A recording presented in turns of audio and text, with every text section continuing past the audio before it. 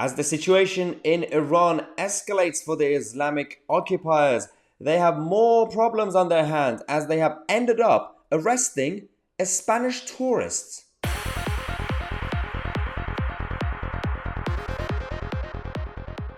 Yes, they have officially lost their mind in Iran, the Iranian government, the border force that they have, and everything else. This is fascinating what's going on now. It's not the first time that the Iranian state have ended up arresting foreigners, tourists, hikers, all the others.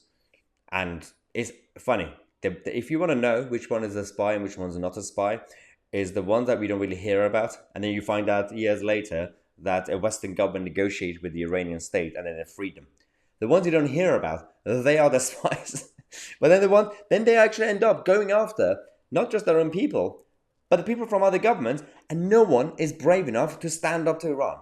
They literally shut down, destroyed the British embassy a few years ago. What did we do? We went and shook hands and hugged them and say, let's negotiate for the Iran deal. This is not how you negotiate with these nutters.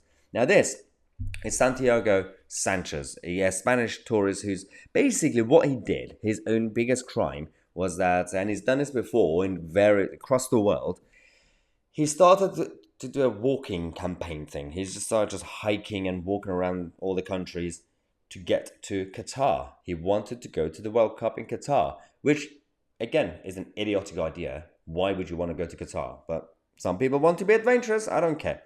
Now, Santiago Sanchez went through a number of countries, and the final destination just before Qatar was Iran. You go through Iraq and the Kurdish region, you go to Iran, and then you go down, then you go to Qatar.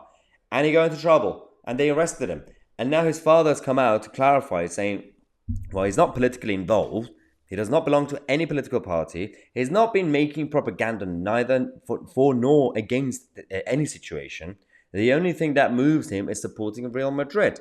And he's also very proactive on Instagram and social media.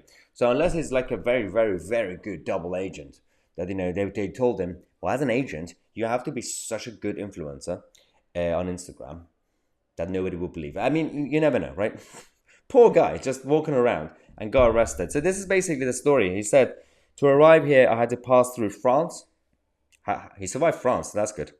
Monaco, Italy, and also San Marino. And then I took a boat to Albania, then Greece, and Turkey. And I think this video is in Iraq. And now I'm here in Iraq, in Kurdistan. I will pass through Iran to arrive in Qatar.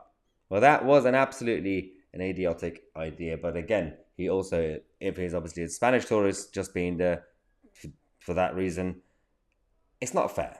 He is a human. It's not the job of the Iranian government to just because they're paranoid that everybody's against them, to go and arrest someone else's citizen. Why are, the so-called NATO not kicking off? They're not that they should. You don't really have to send your NATO troops to Iran right now, but that would be a terrible idea as well. But in terms of even virtue signaling statements, the Spanish government and all the others, why are you guys so scared of Iran? Maybe because of your negotiations. Maybe because of your invested interest and all the money, right? Yes, we know that. But that is the truth, and that is what you're not going to hear in the mainstream media. We're going to come back in half an hour. We're going to tell you about Northern Ireland and the Assembly. That's still not really resolved any issues that they've had for the past God knows how long. Subscribe to the channel.